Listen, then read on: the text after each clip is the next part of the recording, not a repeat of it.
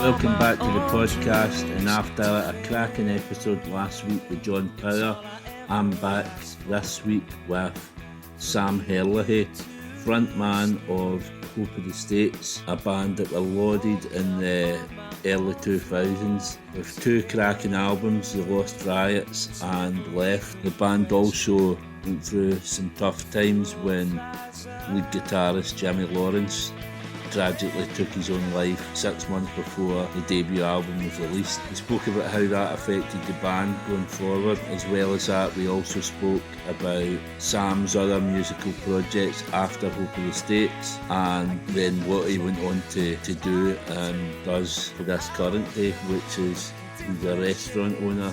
He owns Pidgin in Hackney in East London, and he also owns a sandwich shop called Sons and Daughters, which is in King's Cross in London. Hope you enjoy the episode. It was really good speaking to Sam.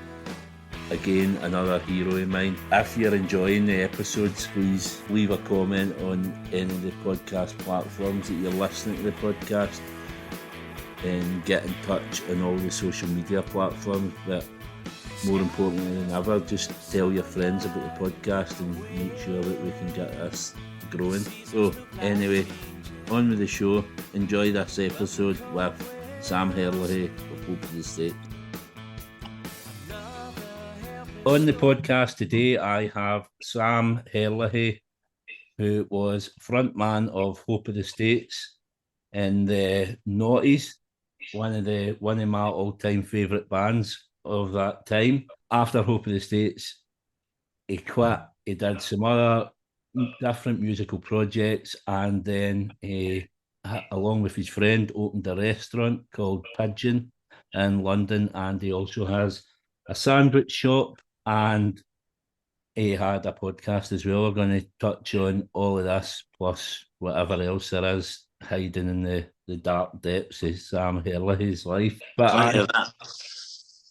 what I like to do at the start, Sam, just kind of get back to a young Sam Herlihy growing up. Where did you grow up, and what was life like for you as a youngster? I was born in Welwyn Garden City, which I don't remember a huge amount about, to be honest. But yeah, so I lived there till I was like 3, and then we moved to Chichester in West Sussex. And yeah, basically grew up here, moved to London when I was in the band, and then when the band finished, sort of had a bleak sort of year or so after the band split up in London, and then sort of moved back to Chichester with my tail between my legs, and now I live here. I've got 3 kids, and bring up my kids here. It's a nice place to bring up kids. It's a nice bit of the world for sure. Yeah, I've been a couple of times. My wife's family, they're from Crawley, so we're doing that way every summer, and Okay. we like to get down kind of to the coast. Been to Chelsea, which isn't that far from Chichester, is it? Yeah, that's where my wife is from. So my father-in-law ran a video shop in Chelsea for years. He used to run the social club at the caravan site. Yeah, well, that's where we used to go, yeah. Yeah, which I think back in the sort of 60s, 70s was sort of hotbed of bad behaviour, which I guess he was responsible for getting everyone boozed up or whatever. Right. Yeah, Chelsea's a vibe, and that's where the first band I was in, actually, Tim, the guitarist, lived in Chelsea. So yeah, I used to spend a lot of time in Chelsea. That was kind of the next thing on my list. It was the first band. Is the first band Scarper? Is that right? Yeah. Right. Yeah. What was the script there? Because through what I was led to believe, you were kind of based in Oxford. Is that where did you travel there through management or something? Yeah, it was. So basically, we were in school, and I got a guitar, and I had a couple of guitar lessons, but I'd never really sort of wanted to learn anybody else's songs. A, I wasn't very good, and B, I didn't sort of have the patience for it, and sort of wanted to, I guess, do our own stuff. And so we put this band together with sort of school friends, and we started playing gigs in village halls around Chichester. And you know, when you're that age, I guess like 13, 14, 15, like there's nowhere to go. You can't get into the pubs quite yet. So it was sort of, we would put these things on and, you know, it's like a fiver entry or something, and everyone would come and basically get drunk. But, you know, it was something to do. I don't, you know, they're not coming to see us play, but it was enough that you felt like, hey, you know, this is like a thing, and you can be a musician, and you can, and people will listen to your music. We weren't playing covers or anything. Um, and sort of through that, one of the people in sort of another local band, his sister was a photographer in Oxford called Zoe Shardlow, and she was friends with sort of all of the bands in Oxford at the time, and like Supergrass was just happening at that point, and she was friends with the people from Ride, and anyway, she was sort of in that whole world, and she had a flat that was above the Zodiac in Oxford. Right. Amazing venue, and she sort of said, "Oh, I think you're great, and I'll be your manager." And you know, I was sort of not knowing quite that what that meant, but it was like, "Oh, well, come to Oxford." And I still look at it as like just one of the most amazing things. I mean, I can't think how old she must have been. She must have been in her 20s, but she would have, you know, the five of us to stay in her flat. You know, we'd all sleep on the floor, and you know, she'd blag us into the Zodiac, and we'd go and see, you know, Ride and the Candy Skins and early Supergrass gigs and all of that, and the Jericho Tavern in Oxford as well. And we were sort of these sort of just idiotic little kids, and somehow our parents let us do it, and she was willing to part with us. And you know, we rehearse and work and, you know, and try and, you know, get better and play songs and write new stuff. And but so we would hang out in Oxford, but we weren't based in Oxford. We were definitely here playing in village halls. And you know, can't think whether we actually played anywhere else, but it was sort of through her, and through that she was sort of part of the reason Supergrass got signed. She was yapping at Parlophone about how they should sign this band Supergrass, and so through that we ended up getting a development deal through Parlophone, and which basically meant we had some money to buy some gear, and we made a, you know, a 7-inch record that I think John Peel played, and got some slightly bigger gigs in Brighton, and yeah, basically spent money on equipment, which then our drummer, who was a bit of a tearaway, then sold so he could buy more weed. So that was basically it. What were your parents like then? Were your parents supportive of you kind of getting into music? Were they quite happy? Yeah, yeah, 100%. I was so and am, you know, it's like so blessed. My parents are amazing for that stuff. My dad had been in bands when he was a kid, and his dad had definitely not been as supportive of him. You know, I think at one point he basically had to leave his band to go to college or something. So my dad was always like, you know, giving me records to listen to and saying, you know, oh, you got to listen to Bob Dylan, you got to listen to Captain Beefheart, you got to listen to, you know, like the thing I was sort of say is like I'd never sort of knowingly heard the Beatles till I was sort of 15 or something, because my dad hated them. So it was all like weirder stuff that, and a lot of it that I absolutely loved. The one I never got was Frank Zappa. Like my dad was listening to Frank Zappa and trying to push that on me. I wasn't having that. But you know, Captain Beefheart, Bob Dylan, and Sid Barrett era Floyd. He was always like, the first Pink Floyd record's brilliant, the rest of it's absolute garbage, which I don't know whether I entirely agree with, but don't disagree with it particularly. But so it was like records, and you know, you want to be in a band, and you know, he would help me to, you know, buy an amp or a guitar, or and then as it went on, like I think he was sort of into it so much, and you know, I was really lucky. Like he'd come back, and he'd sort of, after work, he'd have gone to Denmark Street and got in a conversation with a weird person in a music shop, and got talked into buying like a Space Echo or whatever. And he'd come back, and you know, sort of, because he was away in the week, like I only saw him at weekends, and he'd come in and be like, "Hey, come outside, come and look in the boot." And it's like, there's a Space Echo in there, which is like, you know, the tape echo machine. That was amazing. And so it was always sort of, I guess, set up to, if I was going to be a musician, it was never going to be sort of some sort of super straight ahead thing, because that wasn't sort of the music I listened to or the stuff that I was inspired by. Because I guess that's where it starts, you know, stuff that's handed down to you. And so he was handing me down that. And then my brother, who was 3 years older than me, you know, he got into Nirvana, and it was like Nirvana was the first thing. That was the reason I got a guitar, was Nirvana. So, yeah. that's where it started, I guess. What happened then with Scarpa? How did things progress with him, and how did that kind of turn into Hope of the States? So yeah, we sort of did the 7 inch and nothing really happened, and we weren't really very good. Like I played guitar, and then as time went on, got into different types of music and started playing piano, and then sort of organ. Then we got a sampler and did another single. And the guy who'd been with us at Parlophone then left and set up a management company. So he was managing us and, trying to make things happen, and nothing was really happening.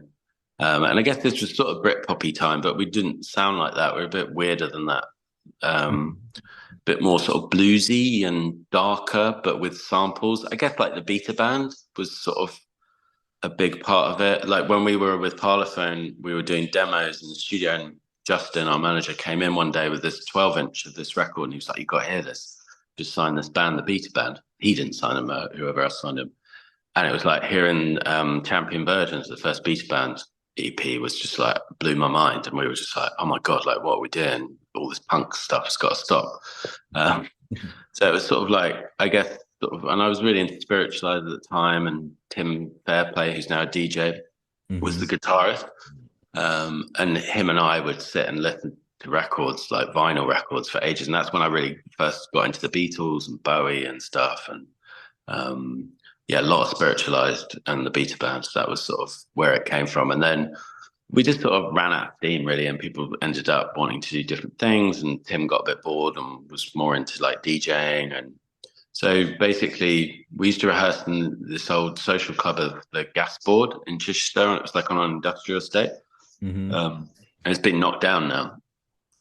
But we used to rehearse in there, and we had, I think, 3 months left on the lease, and everyone had left. So basically, there was just this social club on an industrial estate full of gear, and everybody else in the band had left. And I was like, not sort of willing to quit, and also probably, a bit ego hurt, I guess, like, because you're like, "Oh, I'm going to be in a band," and everyone probably thinks you're a cocky twit, which I probably was, but I was just like, I don't know what else to do. So I'd go there sort of most nights and try and write songs and then try and sing, which I'd never done before. And basically, I was in there for months, like just by myself every night, and it was pretty spooky. Like it was all dark, and you were the only person there on an industrial estate in the middle of the night, and just sort of sit there chain smoking, trying to write songs. And eventually, after I just delete stuff over and over again because it wasn't good enough, and I really wanted it to be sort of as emotional and big and stuff as the stuff I was listening to at the time, which was definitely like Spiritualized and Godspeed at that point. And I just wanted it to be sort of heavy, and everything I made it sounded all really small and a bit silly, and I didn't want it to sound like that. So it was just constant delete, and then eventually I wrote one song, which was like, oh my God, this is like, actually maybe this is something. And then from there it was like, oh, maybe there is something here. And then ended up getting Jimmy and Ant in the band, and that's where it started. Yeah. So how did Jimmy and Ant come about? Were they in Chichester as well? Yeah. So they were, and I knew them vaguely, sort of say hello in the pub, but they're a bit older than me. And Jimmy and I always had a slightly fractious relationship initially because we both liked the same girl, who I ended up marrying. But he went out with her, I went out with her, it was all that sort of thing. So I was always like, oh, Jimmy, he's a twat. But anyway, we ended up meeting and talking sort of properly for the first time at a Grandaddy gig at the Wedgewood Rooms in Portsmouth. And they were there, and I think Jimmy had just split up with Abby, my now wife. And so we were sort of, oh God, yeah, isn't she awful? And sort of complaining and licking our wounds together, I guess. But we got to talking, and it was, I was in the rehearsal room by myself, and I really wanted to play with other people. And I sort of said, we had this really uncomfortable conversation where I was like, oh, do you want to come to the rehearsal room and like jam? And it's like, oh, like that word is so gross. And they both pulled a face, and I was like really embarrassed because I didn't want to use that word, but I'm like, what other word is there? Because Yeah. because if you say, "Oh, do you want to like come and play?" It feels like you're knocking on a friend's door when you're like in primary school. So it was a bit uncomfortable, but they were like, "Yeah, yeah, okay, cool." And then they came and we had a rehearsal, and it was like, first rehearsal, everything was set out in the first rehearsal. It's like, oh, Jimmy's going to be this guy, and Ant's going to be this guy, and I'm going to be this guy, and all of the good and the bad is in the first rehearsal, which I guess maybe it is for most bands, but that's that. Yeah, so that's where it sort of started. And how did you then flesh out the rest of the band? How did the rest of the boys come on board? We had a drummer that very much didn't work out. He was a bit of a nightmare. He played our first show we did. The first show we did was in a old church that's now an art gallery, and we put it on ourselves, and we like made the tickets and the flyers, and we sort of did it all ourselves, and it was a bit weird. Like we had a violinist and a cellist and projections, and we really went for it straight off the bat, and we were basically recording a record at the time ourselves because Ant's really into recording, and we had the gear to do it, so we were sort of doing that, making a record. And so that drummer quit, which was a really good thing. And then we got Simon through, can't really remember, just through a friend, and Simon came in and was just like, oh my God, like this is what a real drummer is. So he was brilliant. And then we had a bassist who was a nightmare when we were demoing. It was a bit later, I guess. Like we ended up in Toe Rag, where like the White Stripes were doing. It was like the whole Toe Rag tape analog thing. Anthony was working there as an assistant, so he got downtime. So we would go in when there was downtime, and we'd sneak in a Pro Tools rig into Toe Rag, which Liam, the owner, probably wouldn't have been very happy about, because the only thing digital under that roof was like a CD burner.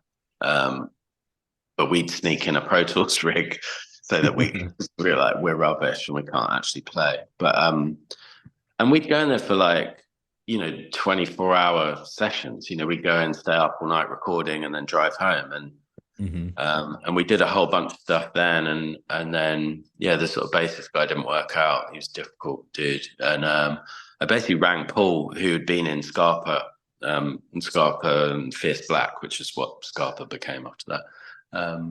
And rang him up, and I was like, oh, we're doing this stuff and it's really good, and I really need a bassist, and I know you sort of quit music or whatever, but will you come back? And he was like, for fuck's sake. But he did, thank God. So right. And Jimmy had found Big Mike, who played violin. They went to college together in Greenwich. And then after that, it was like we worked really, really, really hard. Like we were in rehearsals sort of 3 nights a week, down in sort of near Chichester, in this rehearsal room in Ford, which is like near the open prison. And we just worked really hard. Like, I mean, they'd get on the train and come down from London to rehearse 3 times a week, and we'd be in there for hours, just working, trying to get better. And then we did the Black Dollar Bills demo. And then we found our manager, and then it all happened after that, I guess. Yeah. I mean, the first gig, I had that on my list as well, because it's to do that as a first gig, to put that much work in as a new band, everything that you had with the projectors and all that, which became part of the Hope of the States stage show going forward anyway. Yeah. But to do that at such an early stage in the band you must have had that vision right for the start. Yeah, I think it was. I don't know whether it's vision. It was just, we just thought, you can do this, so why wouldn't you? Was sort of the thing, and I don't mean that to sound sort of arrogant or whatever. I really don't.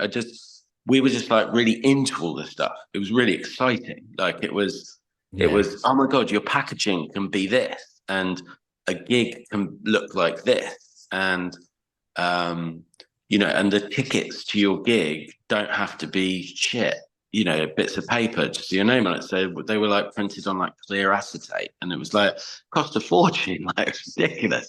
But I think we always had that thing of just like, this stuff's fun and it was interesting and it was exciting to do it. And it was like, the songs were really important, and the writing of them and making them better and learning to play them better, that was really, really important. And that was what we did. And we worked really hard to do it. But it was like, why would you give it to somebody else to do all this other stuff you could do? It feels like it's creative and it's fun and it's, it wasn't anything original. Do you know what I mean? Like, I knew Godspeed had projections. It was probably from them that we did it, but it was, or the Beat Band before them. And it was just that thing of like, oh, we can do all of this. And then I think at the time we were starting was when everything was like quite small. It was all like, garage rock stuff and the White Stripes, and which we loved loads of that. But I mean, I remember one day we were in Toe Rag and there was this box of tapes next to the desk, and it was like, oh, what's this?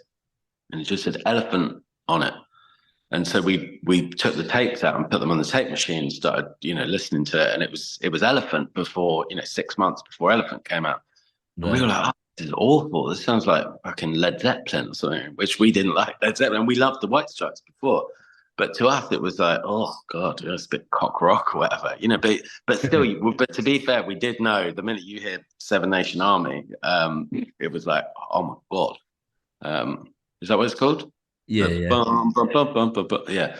And I mean, the minute we heard that, we were like, Jesus Christ, this record's going to be massive, because it was, in the midst of all this Led Zeppy stuff that we didn't like very much. But so we always wanted to be different from that, and it wasn't what we were into, even though we liked a lot of it, but we never wanted to be there, Obviously, another thing you touched on there was the teletext. Planet Sound, first band, for what I'm led to believe, first band ever to get 5 out of 5 on Planet Sound.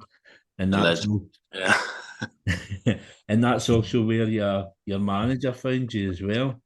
Yeah. So you owe your career to Teletext Planet Sound. Yeah, to John Ells at Teletext, who's still a music journalist, still fighting the fight. So yeah, amazing, lovely guy, and gave us such a lovely review. Amazing. And what was that review for? Was that for the first single?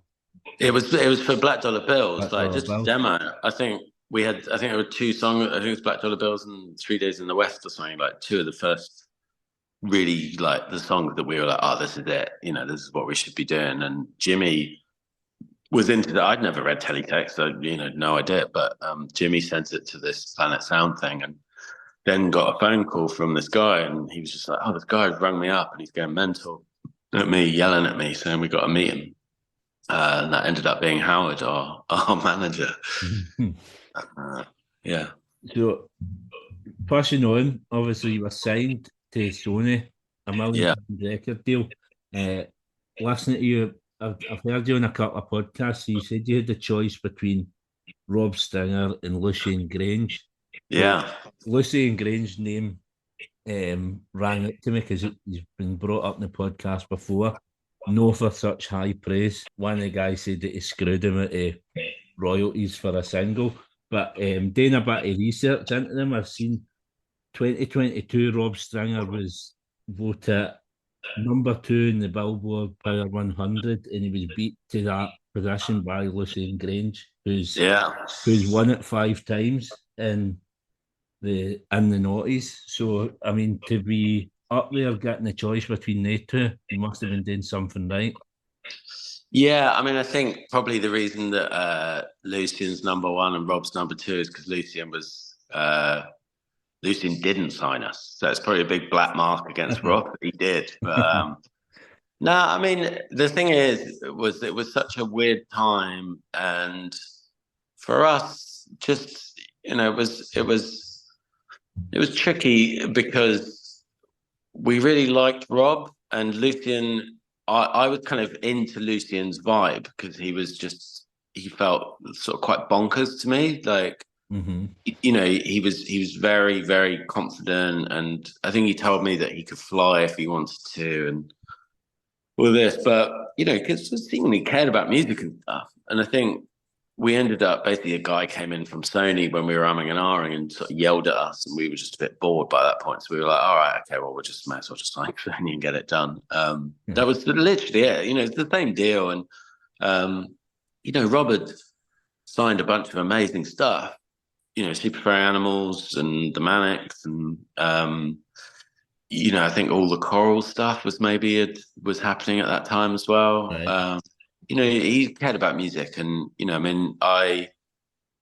still messaged Rob on occasion. He's big in the Luton game, so I Yeah, I've messaged him seen about the that. He's a director. We're looking into.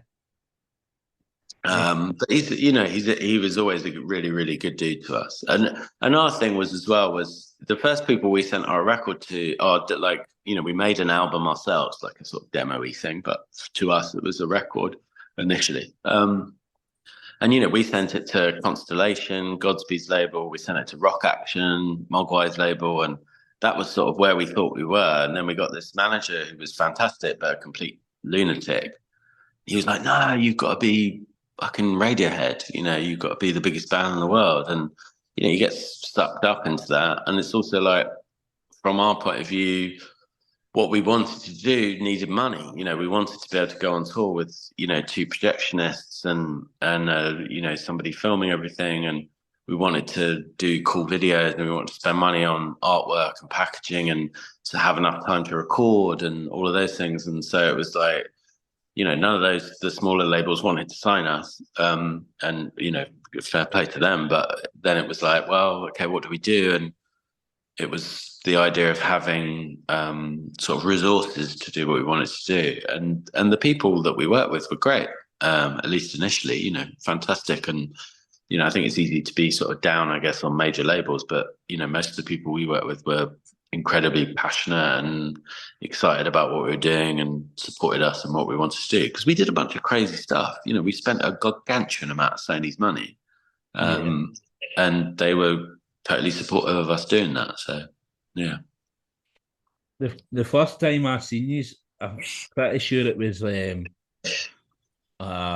and it was like, it must have been like the turn of the year, and these were NME's big bands for the year. So you were in it. Pretty sure Cooper Temple Clause, and I'm trying to think of the other bands, but Cooper Temple Clause became a big band for me as well. yeah, And obviously the image was you had the military jackets as well at that time, which the Libertines yeah, were doing as well. yeah. Where did that come about? Was that a conscious choice, or was that part of the image with the name as well? No, not really connected to the name. It was just, we had this thing of, I guess we had this thing of like, oh, we're taking all this time about the projections for the shows, and then we had this thing of like, if we're all just like wearing random clothes, that was going to sort of take away from it.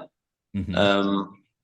So we were like, oh, if we all look the same, then that sort of goes away. And it felt like, and then it ended up being sort of bigger than we thought it would be, because it was like, you put the jackets on, it's like you're going to work. It's like, you're a gang at that point. Whatever's happened beforehand with, getting drunk before the gig or arguments with your girlfriend at the time or whatever it is, it's like that goes away. You put the jacket on, it's like you're going to work. And it was really cool. It's like a sort of armor thing, especially as we didn't sound like many bands who were sort of playing at the time. There's all these sort of garage rocky sort of things, and it felt like another reason to sort of stand apart. And basically, we went to this like military surplus place in Portsmouth, and me and Jimmy were trying to find enough for the band that were all the same. Plus, we wanted them for the Ed and Matt who were doing the projections, so we needed, I believe it's like 8 or something, and we couldn't find enough. And then the guy who was running it was like, oh, there's a back room, you can go and have a look, but it's a nightmare. And we're like, okay, cool. He said, look, here's the key. So you unlock this door and you walk into this, basically this warehouse, and there were basically a pile, like a story high, of jackets and bags and flags, and we were climbing up and down these piles and then pulling out these jackets, being like, oh, I got another one, I think this one will fit Jimmy, and this one's going to fit Ant or Simon or Paul or whatever. Anyway, I ended up managing to find 8 of them, and it was really cool. It was they ended up having, I guess, maybe more of a thing than we thought they would at first. At first it was just a visual thing, Yeah, and then it ended up becoming something that I think we felt had some sort of supernatural nonsense to it, which was cool. Have you still got any of the jackets? Yeah, I do. They're actually in a box in my parents' garage, which Have you ever tried them on lately? I could, if I, yeah, I did. I could just about get it on actually, which felt quite This, good. I think the last time I was down in, I think in Covent Garden, I get like the military surplus back there. I Yeah. tried on one of the military jackets, thinking like one of the red ones, thinking I'll look like a libertine, and see when you look in the mirror and you think, oh no, it doesn't work when you're a middle-aged man. No, I know. I think, I mean, I was just glad I could get it on. Do you know what I mean? Like, I don't Yeah. imagine it would look good, but it did go over the shoulders, so that was something at least. But yeah, I mean, my parents is trying to get me to get rid of all the gear now, so eventually, I guess they'll go into a tip somewhere. But yeah, they still exist for Well, if now. you want to send anything up here, I'm sure he'd take some memorabilia off you. I mean, the smell of those at the time wasn't great, but I imagine after like what 20 years, they're probably not in the best state. So I would imagine. So I'll save you from that. So obviously signed for Sony, the first album, Lost Riots, got to number 21 in the charts, which I think is an absolute travesty because it's a total banger of an album. It's one of the albums that you listen from start to finish. You can't skip a song. It just play and it goes for there.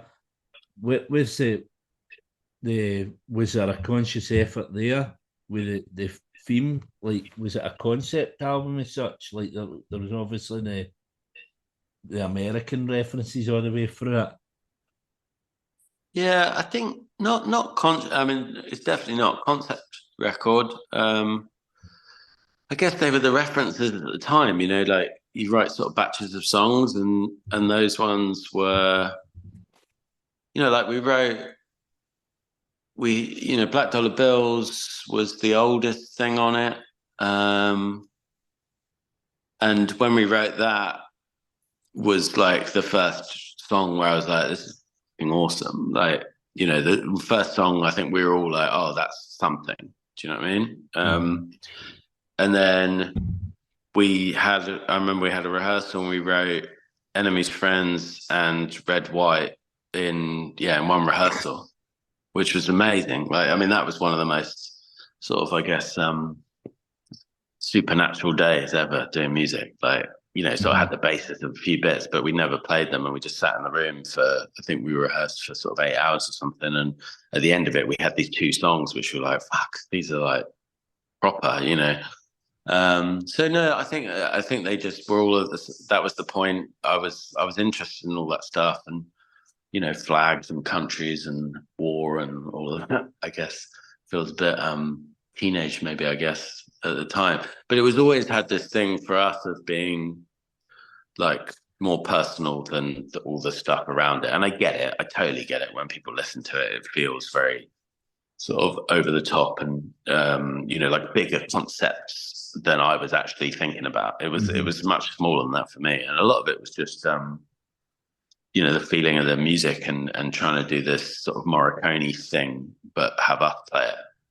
That was the big thing for us was, well, for me anyway, was trying to take soundtrack music and make it into songs. And that was the biggest aim. If there's any concept to that record at all, that's what it was. It was sound and sonics and weight and heaviness and stuff. It wasn't, the lyrics is super important for sure, but it was way more about the sonic thing of it for me. Yeah, which is Yeah. obviously evident in the Black Amnesias, the opening Yeah. track. So where did that come? Was that when when was that written?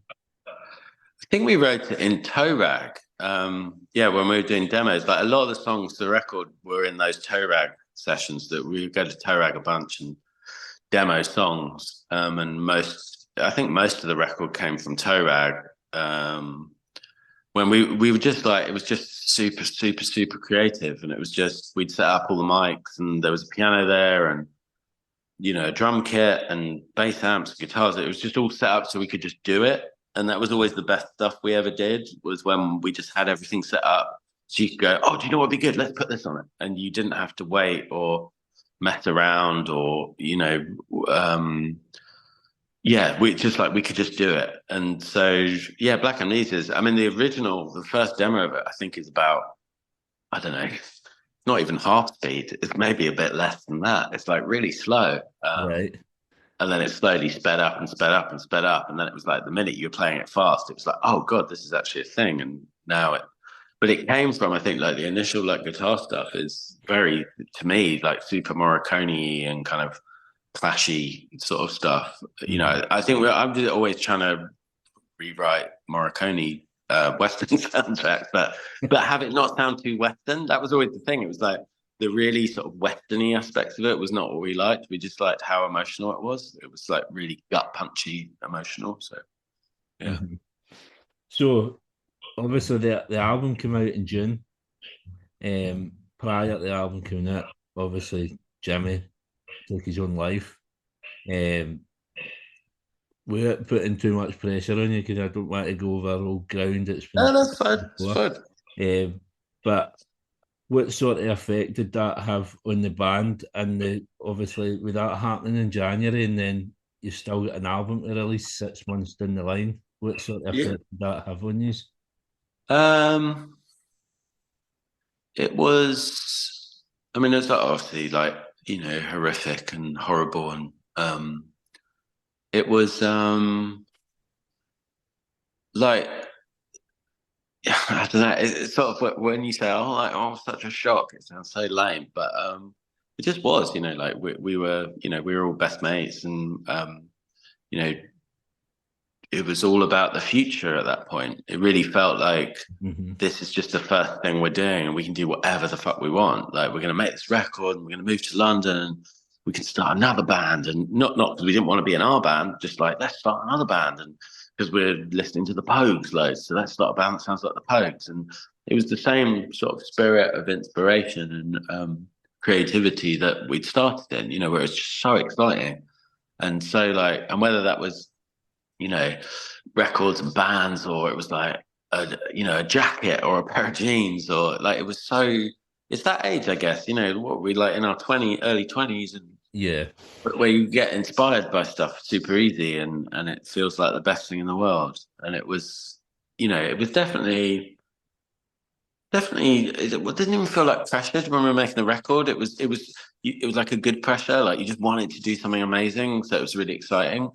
So then when that happened, it was just like this sort of brick wall of just sort of terror and horror and like this sadness, and and it was a different time. So I guess now you'd be bombarded with therapists and people, and you know, Uh-huh. I'm not blaming anybody that didn't happen, but it was kind of weird. Like we sort of stopped and left, and then there was all police stuff, you know, and all of that, which was horrific. And then it was like, well, we got to finish the record. And I always knew we had to finish the record. It was never like, Yeah.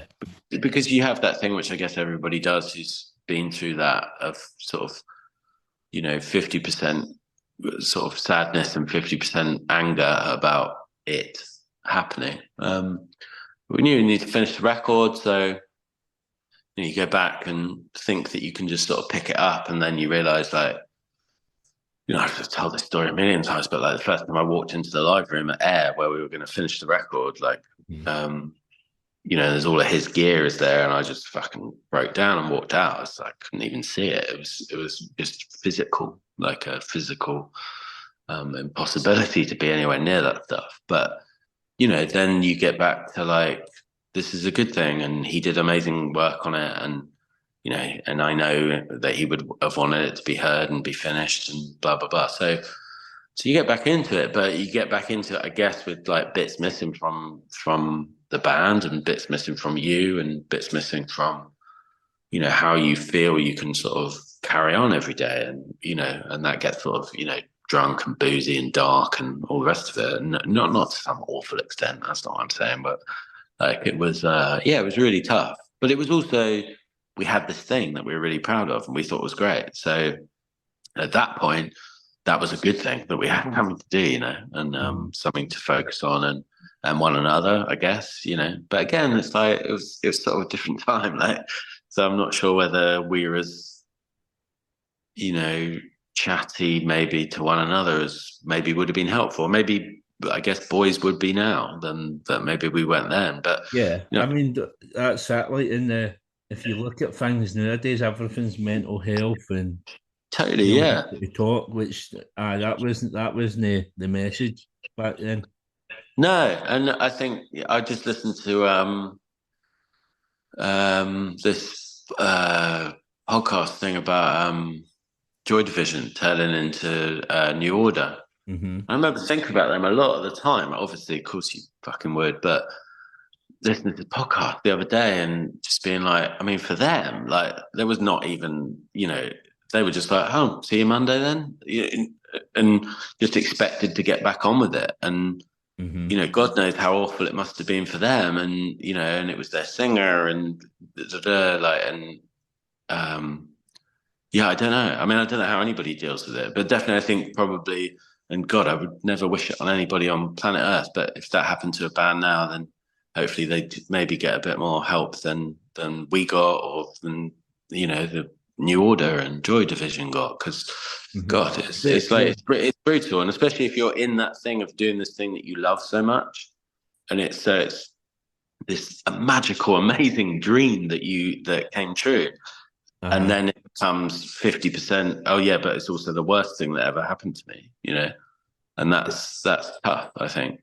you know Talking about the help, obviously the irony of that is that probably at the time when that happened to you was at a time when there was so much money about in the music industry that could have went to help you, whereas now when that yeah, if that happens, there's probably no the money for bands to just go to yeah, the quite possibly. I mean, again, like, I'm not casting shade on anybody. Do you know what I mean? Mhm. Anybody at all. It was a different time. We did what we wanted to do. I mean, me especially, I was a stubborn motherfucker, and I was going to do whatever I wanted to do, and there's no way I was going to stop. And if somebody said, no, you need to take this time, I'd be like, no, absolutely not, because I didn't want to. Like, none of us wanted to. We wanted to finish it, and we wanted to, we wanted to do the thing that we'd worked really, really, really hard for. So it's nobody's fault. It was just an unimaginable thing to experience. And I think, maybe you get older and you kind of come to terms with it, and find a way through it, I guess. But it never goes away. Yeah, I thought it was interesting actually listening to that. Sorry to wang on about New Order, but they were like, you never get over it. Like, it never goes. It's never gone. It's always, always, always there. Um, and it sucks because I think he would have had a blast. The idea of not getting to go to America with Jimmy and Japan and God, like, and just records. Like, a lot of time it's records or TV shows, and I'm like, God, I wish he'd have seen this. He would have loved this. Um, which I guess is what people do with friends who aren't there anymore. For whatever reason. So what sort of tribute would you pay to Jimmy as like a person, a colleague in the band? What would you say his qualities were? Um, he was, I mean, it's such a sort of silly cliche, I guess, but I mean, he was so vital to us. I mean, when he wasn't there, that was, I guess, the sort of, looking back at it now, the sort of start at the end. Even then, like, we did amazing stuff afterwards, and got to experience some amazing things. But just personality wise in the band, he was just brilliant. He just sat between me and Ant, and was this sort of buffer between us. And when he wasn't there, it was like me and Ant, again, not against one another, that's too dramatic, but just sort of like dig, dig, dig, a little sort of Yeah. butting of heads a little bit. And he was really good at being the person in between. He wasn't writing a huge amount of stuff or whatever, but he was the guy. In the same way, Paul, I'd be like, Paul, I'm playing piano, can you play these root notes? And Paul would be like, yeah. And same with Jimmy, I'd be like, dude, could you play these notes? You do what you want around them, but like, could you just make sure you're doing those notes? He'd be like, yeah, totally. Like, that was his role. And like, those people often don't get the credit I think they probably deserve in a band. But more than that, it's just like personality. Like, he was super fun. He was into fashion and girls and stuff, just culture and things happening. Like, he was that guy. And he was that guy from when I first met him. Even when I didn't like him very much, I still thought he was pretty cool. Like, he could skate and he was super good looking. And, he was a singer in a thrash metal band, who I thought were terrible, but I still thought it was fucking cool that he could do that, Yeah. And scream like that and do all of that. And he was an amazing dude. Like tricky and complicated and difficult and a pain in the ass, but in the same way that, I'm sure people would say about me, or whatever. Yeah. But, he was my best Sounds mate. like every one of my pals. Sorry? It sounds like every one of my friends. Oh, really? Yeah. Yeah. Well, exactly. It's that, isn't it? I think it's tricky because when people aren't there anymore, you end up deep diving on their personality or having to explain them to somebody else. And I think always people come out sounding way more interesting than they actually are. Do you know what I mean?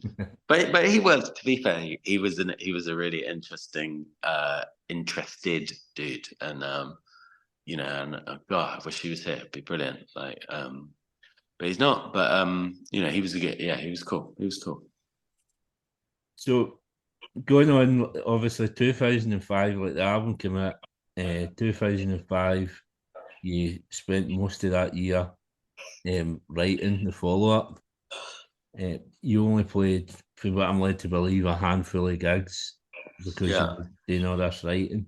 In retrospect, do you think maybe if you'd had a bit of time off and come back, it would have prolonged your career? No, I think from our point of view now, looking back at it, it was like we wanted a break. We wanted to stop when we stopped on Lost Riots. I think at that point, I was like, right, we need a break. We need to stop. But then the initial idea was we're going to make a record really quick because we felt we took too long to make the first record. We were like, the second record, we're going to do it like super, super quick.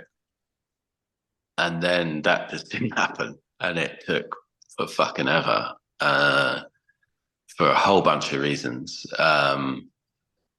But that was the killer. Like, that was just like, what are we doing? Like, it's taking so long. And it was our fault, basically. But it took so long. And we just wanted to play. I really, after we stopped, I think we all reached a point where we were like, God, we don't really want to be in the studio now. We'd always loved being in the studio, but it was like, okay, let's go and play some shows. And it was sort of never really an option. And I still look at it now and think, like, we never played enough shows. We should have just gone out and played more. But, I think we were fraying by the end of the Lost Riots touring, even though we didn't even play that many shows. But for us, I think we were a bit fragile. So I think that was probably the reason we were like, yeah, we're done. Let's stop. But what we should have done is carried on playing shows, take a short break, play some shows, and maybe come in and out of the studio and play shows. And we didn't. And it felt like a really, really long time when we came back. Can you recall how many times you played Scotland? Because I never seen you. Obviously, I'll get to a wee story about later. But where are you in Scotland? Just outside Glasgow.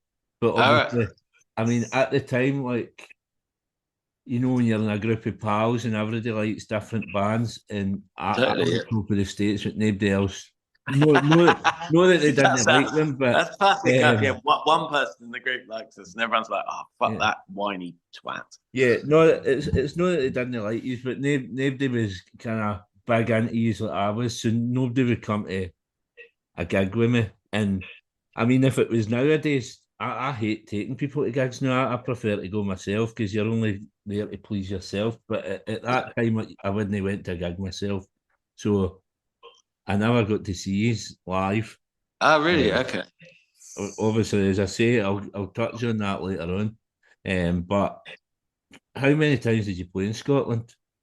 We played actually probably quite a bunch. Like every tour we did, we played Scotland, and a lot of the time I think we played a couple of gigs in Scotland. The crowds in Scotland were always so good, so good. And I'm not just saying that because you're Scottish, but I think we were really surprised that we went down well up north. A lot of the times we went down better up north than we did further south. Like London was, Portsmouth gigs, obviously hometowny-ish, but they were difficult because everyone feels, I don't know, a bit more entitled or something about, because it's our band. So they were fun, but they were never our favorite gigs. London felt like, okay, cool, London, we'll get a crowd and we play big places. And so that was cool. But I mean, our best gigs we ever did and the ones that probably meant the most to us were when we played Manchester, like we get upgraded venues in Manchester and stuff. Mhm. Crowds in Manchester really like this. And when we played in Scotland, like, we played, I mean, we must have played King Tut's 3-4 times. And it was Yeah. always the big gustiness. We were never big enough to play Barrowlands, which would have been fucking unreal. Always that was one of the few, like, that was sort of a bit of a dream. Like, God, if we could play Barrowlands, that would be amazing. But we were never big enough to. But the gigs we did at King Tut were unreal, like unreal shows. And Liquid Rooms in Edinburgh, we played a few times. We played, Similar size, isn't it, to King Tut's as well? yeah, and we played there. We supported Grandaddy, I think, was the first gig we did Right. there. Then we came back and played it ourselves, and we sold it out, and it was like, oh my God, it's amazing. We played a gig in Dundee once, which was amazing. Like proper crowds, like people going crazy. And I remember we had one really weird gig at King Tut's where we thought we were going down really badly, and we walked off. And I was like, oh, it was terrible. Like, crowd went into it. Because usually the crowd sort of went bonkers, quite extreme, like people jumping up and down and mosh pits and all this, which was cool. And when you leave the stage at King Tut's, I don't know if you know, but it's like basically the doors behind the drum kit. So you walk backwards, and then you can just walk out the venue and walk up to like your bus is parked at the top of the hill behind the venue. And we walked out, we were like, oh, fucking terrible. I don't know why the crowd was shit. Like, crowd's always been brilliant. They were terrible. And our tour manager at the time, Ross, who's this very, very, very hard-bitten Glaswegian guy, I'm now started screaming, going, what the fuck are you doing? And I'm like, what? They hated us. And he's like, have you heard this? And he literally did, like a, almost famous moment or something, just opens the door and the crowd are going absolutely ballistic, calling for an encore. And we were just in complete shock. But he was like, no, yeah, I think you just stunned them into silence or something, which is, felt weird for a Scottish crowd. I think that's pretty, it seemed a bit silly. But so, yeah, we went back on. I think we played like a four-song encore, like we were like Bon Jovi or something. But yeah, it was really cool. It was amazing playing. It really, really was. Absolutely fantastic. I mean, I think with the Scottish crowds, if a band shows their passion and that they want to be there, and just the as long as you can see that they're a real band and they're in it for the real reasons, the Scottish crowd will get behind them.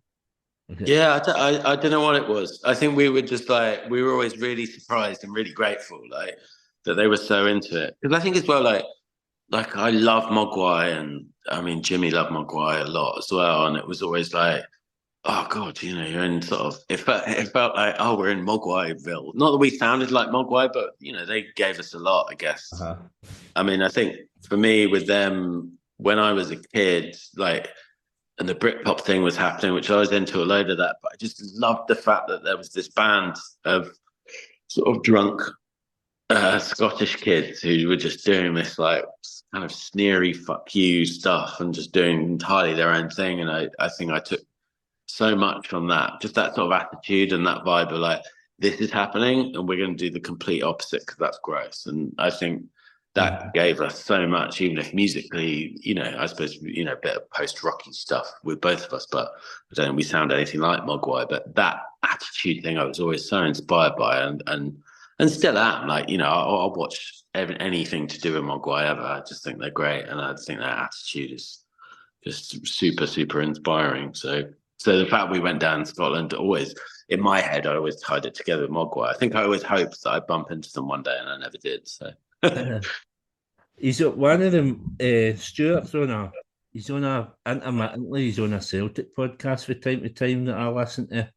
Oh, is it? A Celtic fan, so he just pops up. They do podcasts in the pub, and he just appears from time to time and puts his 2 pence in. Yeah, I think he's great. He's really funny, and his book's brilliant. His autobiography is fantastic. I think I think they do it right. They do it in the right way. It's super inspiring. Yeah. So the second album, then, obviously one of is it the lead single for it, Sing It Out? Yeah. That's the one with the video where he's getting the electric shocks. Yeah. Yeah. How how did that feel? It didn't feel good. It was we got offered 2 video treatments for that video. And I was super paranoid because I was like, we're cursed and everything's awful. Like, whatever we do, we're going to die or something. So one of them was you get hypnotized. And I was like, I'm not doing that because I'll have some sort of nervous breakdown or something, and something bad will happen. And the other one is you get electrocuted. And I was like, we can't do that either because one of us will die and have a heart attack or something. But anyway, somehow it ended up being, we did the electrocution one. And the hypnotism one, the Kings of Leon did about 6 months later, which was quite funny. But yeah, so we got electrocuted all day and it was horrific, absolutely horrific. So they're those, massage pad things, I guess, and they vibrate your muscles. And we had sort of 4 machines on each one of us. And then Matt and Ed, who did our projections and did our videos, they were in charge of them. So they'd be like, we're playing. And then they would hit a button and it would make your arms spasm or your legs spasm. And the worst thing is that the comments under the thing on YouTube or whatever, it's like, oh, this is all fake or whatever. And it 100% was not fake. It was very, very real and very painful. And then at the end of the day, we stuck them all over them and just sat there dialing up the ampage to hurt them for a good sort of 20 minutes afterwards to get our revenge. But yeah, it was horrible, absolutely horrible. And also I massively regret the fact that for some reason I decided to dress like a snooker player in that video. So I wish I had done that. The album came out and it didn't do as well as the first album for whatever reason, because again I thought that it was strong. The song towards the end, is it the church choir? It's got the actual choir. Where's that choir from? Is it Germany or Austria or something? So there's a choir on Sing It Out, Good Fight, and something else. They're not actually on church choir. Fight, it is, isn't it? It's a good fight. Yeah, the Good Fight. Yeah, so basically we did a bunch of the album in Prague. Well, sort of about 2 hours outside Prague. Because we wanted to sort of go away and do it and have a bit of adventure like we did on the first one. And orchestras are cheap in the Czech Republic. So we did all the strings there, and we had a male voice choir who struggled with some of the pronunciations, which I yapped on about before. But so the choir stuff, and then the one on Good Fight is we got a bunch of mates to sing on it. So, I can't even remember who now, but like Andy from Razorlight sang on it. Curtin from Sigur Rós sang on it. A bunch of people. We just sort of said, we just send them a thing and do you want to sing on it? And we sort of threw it all into the thing. And then, church choir hasn't got a choir on it, but church choir was supposed to be a duet. And I'd written it for Hope Sandoval from no, I've just got Hope Sandoval and the Warm Inventions from Matthew Star, sorry, to sing on it. I thought she had the most beautiful, amazing voice, and I wrote her a letter and just got a reply, not from her, I guess from her management, saying no. So she didn't sing on it, and then somehow somebody put me in touch with, or set up a meeting with Beth Gibbons from Portishead. And so I had this meeting with Beth from Portishead in the famous Cock pub in Islington. And I was so nervous, like, oh my God, it's like Beth from Portishead. Like, what the fuck am I doing here talking to her? And we basically got absolutely battered drunk one afternoon. And then there was never any mention whatsoever about singing on this song. And then eventually I was like, I probably need to sort of actually ask, like, are you up for doing this song then? And I sort of nudged that question out there, and she went, Sam, I'm in Portishead. Can you imagine me singing the line, the saddest songs, I know where they come from? It would be completely ridiculous, and everyone would just laugh. And I was like, yeah, okay. So, so she said no, but she was absolutely fantastic. And I saw the other day on Instagram she's putting out a record, which is amazing because I think she's an absolute genius, and it was just incredible. Like one of the things that I'll remember forever. I got to sit in a pub and get drunk with Beth from Portishead. What an honor! Amazing. Brilliant. I mean that's what I feel like whenever I'm recording these episodes of my podcast, because sitting speaking to your heroes throughout the years, man. So I can understand how you felt then. Um, Obviously 2016 you played Tina Park. So Yeah. and then Wedding in Leeds, which ended up in your last gig. But 2006 Tina Park, I'd been to Tina Park 10 years in a row. Hope of the States were playing. I'd never seen these, and I thought after that I'm going to see Hope of the States. I've been badgering my pals all weekend. I seen the Libertines the day before. The first time I seen the Libertines as well. Oh, Um, nice. with Pete Doherty, obviously it was Anthony Rosamondo was playing with him. Yeah. And my pal's gran had died. It was my pal's gran's funeral before we went to Tina Park, so he was in a bad way. And I spent the Friday looking after him at Tina Park, making sure he was all right. Saturday went to see Libertines, and then I ended up with a big bag of mushrooms, uh, mushrooms and ecstasy, and rattling all this, and I passed out. And my pals woke me up. He says, "Right, that's us. We're going." I says, "I see Hope of the States," and they're like, "No, you've missed them." I says, "What do you mean you missed them?" And they're like, "It's Monday morning." And that's just for Saturday night. For the Saturday night to the Monday morning, I've got no No rest way. yet. So the one band I wanted to see on the Sunday, Hope of the States, and I missed them because I slept through. Oh my God. Oh, sorry, man. Uh, We and played an then all right gig actually, to be fair. That was good, that show. and then like the next month, basically he's chucked it, and like that's Yeah. that. My chance was taken away. The one chance I got, and I wasted it with a big bag of mushrooms. Wow. Well, what's that shit? Drugs kill dreams, brother. so Oh, God, I'm sorry. That sucks. That was a so good show, actually. That was a really cool show. That was great. I remember that one. That was really fun. that maybe put a bit of pressure on you to maybe just reform like an anniversary gig or something. Just a Yeah. one-off up here. Yeah. I mean, talk to my wife. She says that's what I should do. So um, after the split, um, lots of different projects in Northwestern, yeah. Race Set Gospel, and then my favourite, Dark Houses, which I think probably Dark Houses is the closest to like musically to Hope of the States. Yeah, because that was the first one. I mean, that was after the band. Yeah. Those Was it songs. Yeah. Dark Houses? But so was there on Spotify like the releases seem to be like Yeah, yeah, oh, big? totally, yeah, because that was like nothing ever happened with it, but that was the stuff that I did after the band. Right. Um, maybe I can't remember when Troubles was, but yeah, maybe sort of around the Troubles time that was sort of happening, or maybe it was after that. I'm not sure, but yeah, that was the song stuff I did just after the band. Yeah. So who was on Dark Houses then? Was that just you yourself? Who else did you have? No, it was Simon from Hope of the States and Paul, the bassist, from Hope of the States, and then John Winter, who'd been in the Open. Right. So the Open had split up, and then John had come on tour with us and done the projections and stuff for because Matt and Ed were doing other stuff by that point.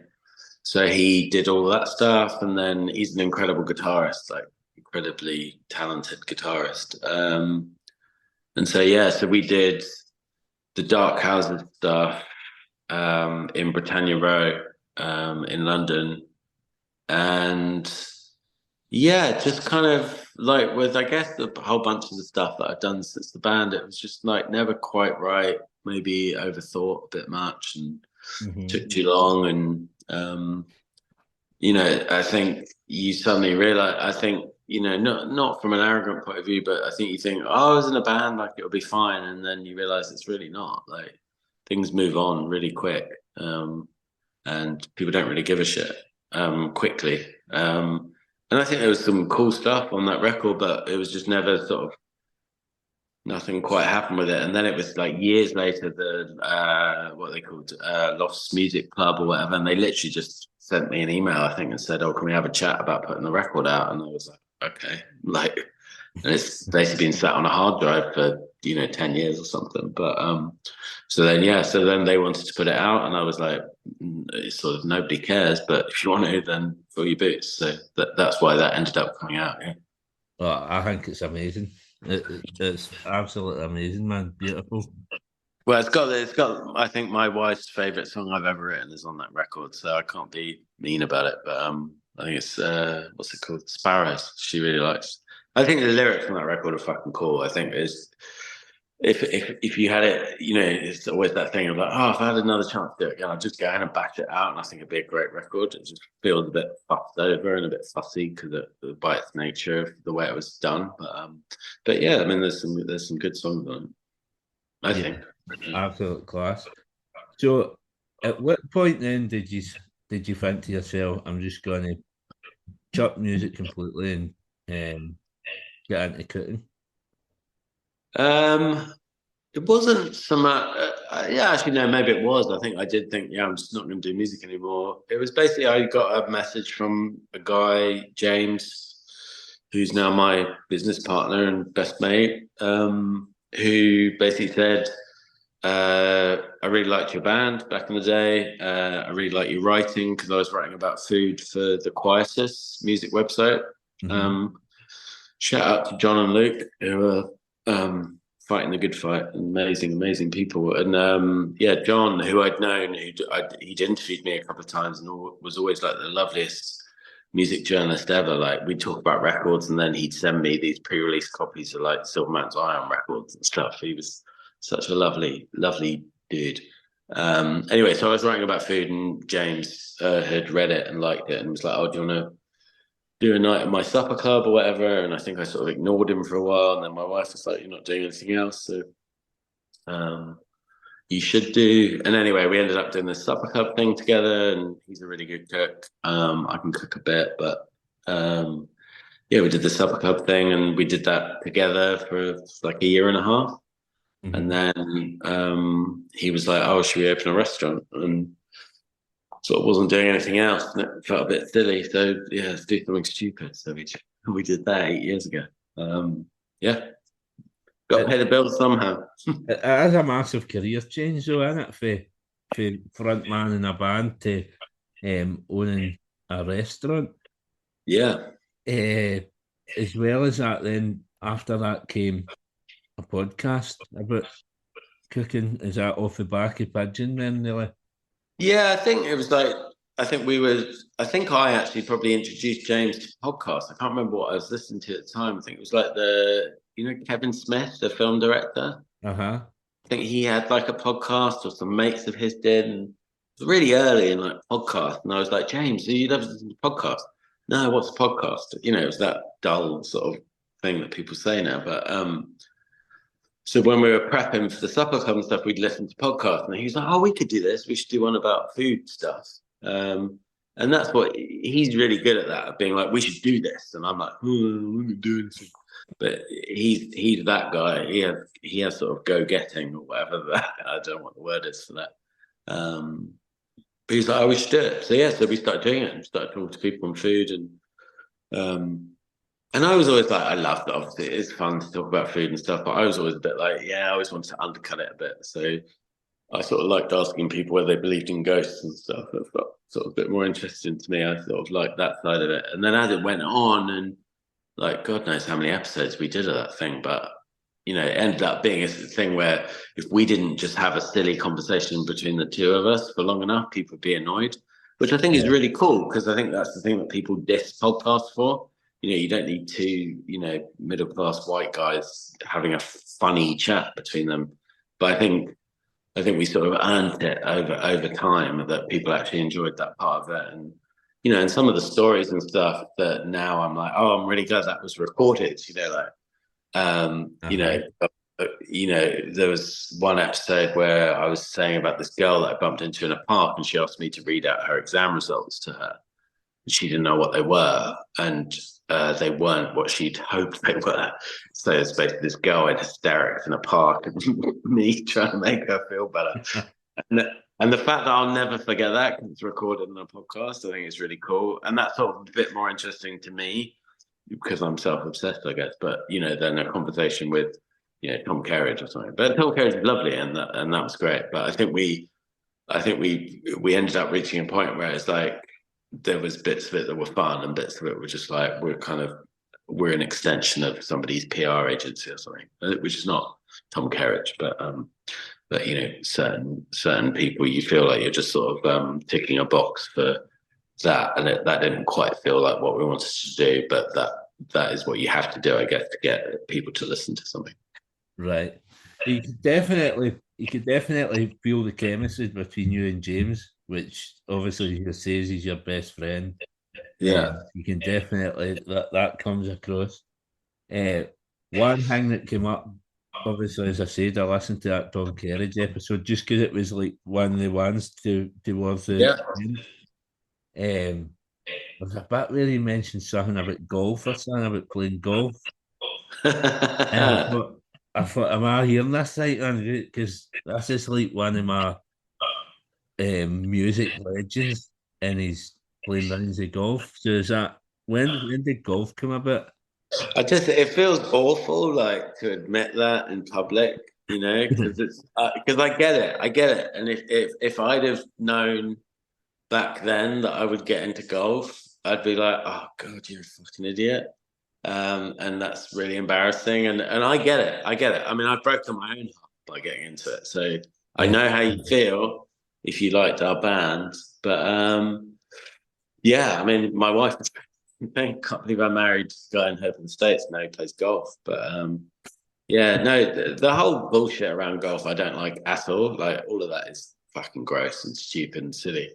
What I do like about it is if you play golf in the right places, I know this feels like a weak excuse, but this is genuinely how I feel. Like, you play golf in the right places with the right people, it can be quite a sort of magical thing. And that's if you play golf by the sea, in the elements, out in the arse end of nowhere, with your mates, in the weather and the wind and the rain, and that's fucking cool. I got no interest in posh people's golf on, beautiful manicured gardens. Like, that's not of interest to me. But weather and wildness, and the arse in their own island, or Northern Ireland or Scotland, there's some beautiful stuff, and that's the part of it I like. I don't like all the like gross, posh, racist bullshit side of it. But I appreciate it's incredibly lame, and that's a relatively weak excuse for it. But I think you've managed to talk your way out. Yeah. Just before we go, obviously, I've seen. Did you do some writing for film, or is that stuff that you're kind of working on? Yeah, I did. So I shot a short film last summer, end of last summer, which I will finish eventually. I sort of hit a bit of a brick wall with it, but I shot it. Yeah, so it was all shot on iPhone. It's sort of an abstract sci-fi kind of, I guess. Yeah, I don't know. It's sort of an abstract sci-fi thing that I shot on iPhone on the South Downs last summer. So eventually I will finish that. Yeah. And would there be any plans for anything else like that? Is that something that you would want to pursue? Or? I don't know. I mean, I sort of do loads of stuff, like creativity stuff, I guess. Like, I just go through phases with it. I think I'm at a moment now where it's like, it feels like if I'm doing something, it's a manic phase as opposed to something that I should be doing. So I'm a bit about it. I could be like paint for a bunch, and then I get bored of that, and I don't do that, and do the film thing or do music, and so I don't know. But I mean, eventually, hopefully, it'll get finished. I don't know. I think there's a big part of me that thinks like, don't end up like dead with a bunch of stuff that nobody's seen or heard or seen or whatever. That would suck. But I'm not quite sure how to get from the point of making it to getting it so people can experience it. I don't know, or who cares? But I don't know. Lastly, before we go, obviously we've been the restaurant owner. How tough was that kind of during COVID? COVID was actually I think we got off light in COVID. It's way harder now. Like now it's a fucking nightmare. COVID was we did a thing in the restaurant where you could come and get homing pigeons, so pigeon at home. Right. So people could come and collect it and take it home. So that kept the lights on there. In the sandwich shop, we could sell out of the hatch once people were allowed out and about. So again, kept the lights on, meant we didn't have to let people go, which was fantastic. And now it's really tough. Now it's just like people don't have money in their pockets to go and spend on things. So yeah, it's tough, really, really tough. But we'll do what we can, and fingers crossed. Yeah, I mean, I'm coming down in the summer, so I was hoping to at some point come into London and maybe come and see you and get a wee tasty Pidgin. Yeah, definitely. Well, let me know if you're coming, and I'll make sure they take care of you. I'm not there very often, but I'll make sure they take care of you. You get the VIP treatment, of course. Just send me an email. Brilliant.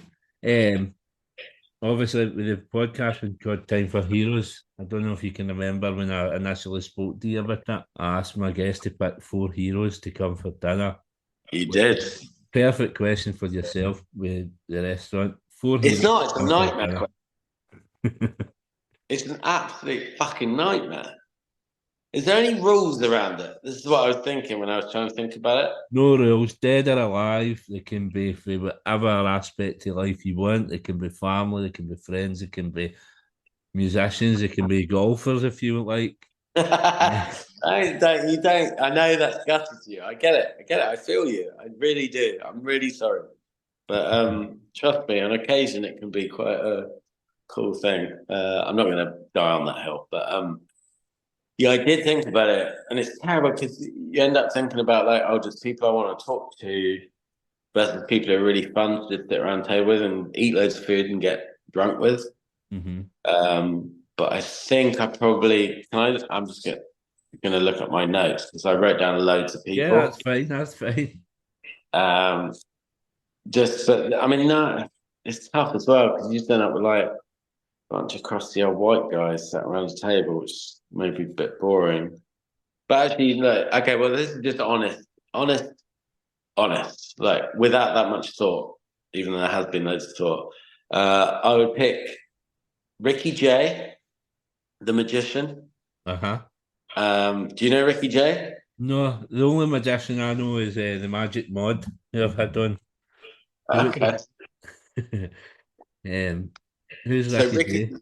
Ricky Jay he's dead. He died, I think, 1998 or something. Right. But you can watch, honestly, you should go, the minute you go off this, go on YouTube and watch anything you can find about Ricky Jay.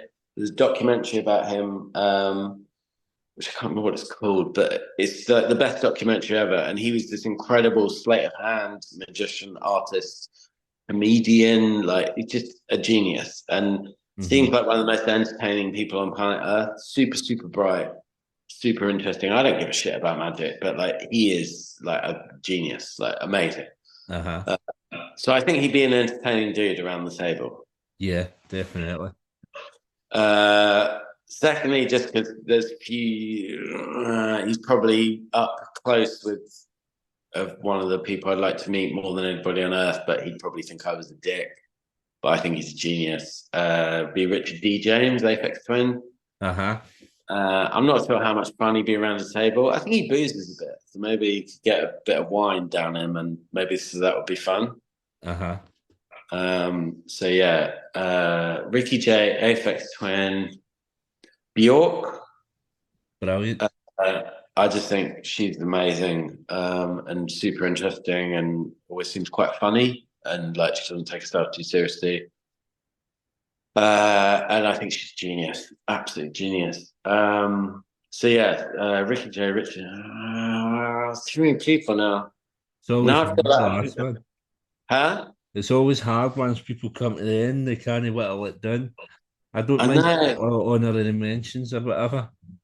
Well, yeah, because then honorary mentions, then it's like, well, Frank Ocean would be interesting, Joaquin Phoenix, David Lynch, but I think David Lynch wouldn't be that much fun. Damon Albarn would be amazing, but a bit cocky. Stanley, Stanley Kubrick, but he's dead. I don't want two ghosts around the table. Paul Thomas Anderson would be cool. Jenny Savile, Sarah Lucas. Who'd be insane? Who'd be insane? I'm going to shut up. Sorry, this is going to be boring. Bill Drummond from the KLF. Brilliant. I think he's fucking interesting and funny, and he makes soup all the time, doesn't he? Or at least he did a thing for a while where he's making soup. So he could bring soup for the first course, and I think that would make everybody else laugh. So you start off a dinner with a laugh. It's probably good fun. So Ricky Jay, Aphex Twin, Bjork, and Bill Drummond. I feel so hipster. What a twat. I don't know. That's why. That's brilliant, and I mean, all of the people haven't been picked as well. First time picks for all four of them, I think. Oh, really? Oh, that's cool. But honestly, if nothing else, like just track down anything you can find on YouTube of Ricky Jay. Like he is honestly like amazing. You don't care about magic, right? He's just super interesting. He's amazing. Yeah, I'll definitely have a look for that. I'll text you the name of the documentary and there's a show as well. Ricky Jay and his 52 assistants. Right.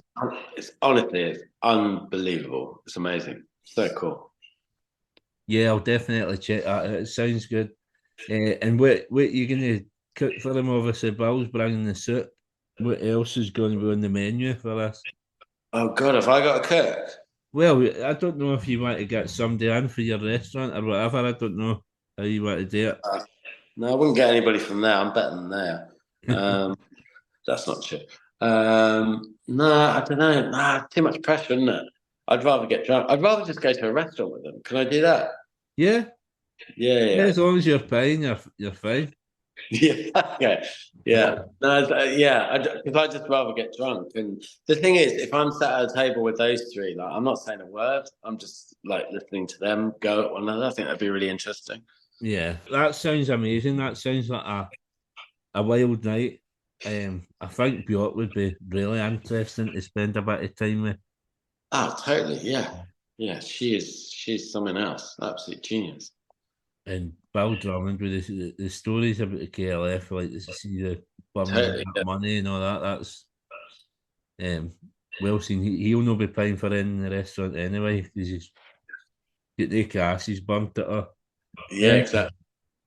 But absolute pleasure having you on. No, thank you for inviting me. Very kind of you. You were very modest when I spoke to you about it, and you says who would want to listen to me. But I think you'll be surprised. A lot of my listeners have been really enthused when I told them that you were coming on. So, well, let's hope your download numbers don't drop through the floor. If they do, I can only apologise. But an absolute pleasure having you on, Sam. It's been thanks for inviting me, man. Thank you. Brilliant. I hope you all enjoyed this episode of Time for Heroes podcast. If you would like to get in touch, the best way is on the Facebook page, Time for Heroes Podcast, or on Instagram at Time for Heroes Podcast, or Twitter at Time for Heroes P1, or drop me an email at timeforheroespod@gmail.com. You'll find Time for Heroes on all podcast platforms, including Spotify, Apple, Google, and Amazon. Please leave a review where you can, share with others, and more importantly, enjoy.